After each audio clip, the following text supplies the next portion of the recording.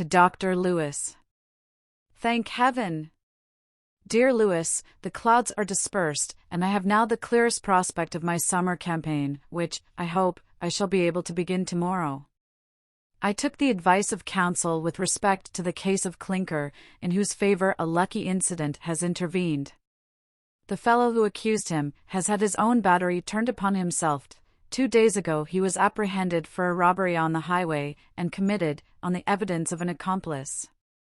Clinker, having moved for a writ of habeas corpus, was brought before the Lord Chief Justice, who, in consequence of an affidavit of the gentleman who had been robbed, importing that the said Clinker was not the person who stopped him on the highway, as well as in consideration of the postillion's character and present circumstances, was pleased to order that my servant should be admitted to bail, and he has been discharged accordingly, to the unspeakable satisfaction of our whole family, to which he has recommended himself in an extraordinary manner, not only by his obliging deportment, but by his talents of preaching, praying, and singing psalms, which he has exercised with such effect, that even Tabby respects him as a chosen vessel.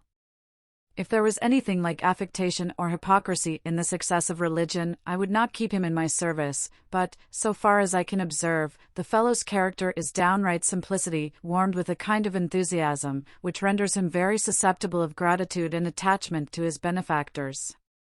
As he is an excellent horseman, and understands farriery, I have bought a stout gelding for his use, that he may attend us on the road, and have an eye to our cattle, in case the coachman should not mind his business. My nephew, who is to ride his own saddle horse, has taken, upon trial, a servant just come from abroad with his former master, Sir William Strollope, who vouches for his honesty. The fellow, whose name is Dutton, seems to be a petit maître. He has got a smattering of French, bows, and grins, and shrugs, and takes snuff a la mode de France, but values himself chiefly upon his skill and dexterity in hairdressing.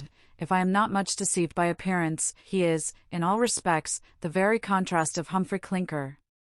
My sister has made up matters with Lady Griskin, though, I must own, I should not have been sorry to see that connection entirely destroyed, but Tabby is not of a disposition to forgive Barton, who, I understand, is gone to his seat in Berkshire for the summer season. I cannot help suspecting that in the treaty of peace, which has been lately ratified betwixt those two females, it is stipulated that her ladyship shall use her best endeavours to provide an agreeable helpmate for our sister Tabitha, who seems to be quite desperate in her matrimonial designs. Perhaps, the matchmaker is to have a valuable consideration in the way of brokerage, which she will most certainly deserve, if she can find any man in his senses, who will yoke with Mrs. Bramble from motives of affection or interest. I find my spirits and my health affect each other reciprocally, that is to say, everything that discomposes my mind produces a correspondent disorder in my body, and my bodily complaints are remarkably mitigated by those considerations that dissipate the clouds of mental chagrin. The imprisonment of Clinker brought on those symptoms which I mentioned in my last, and now they are vanished at his discharge.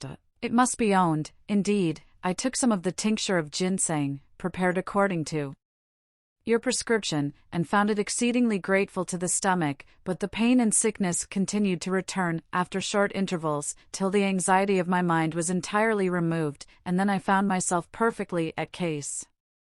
We have had fair weather these 10 days, to the astonishment of the Londoners, who think it portentous.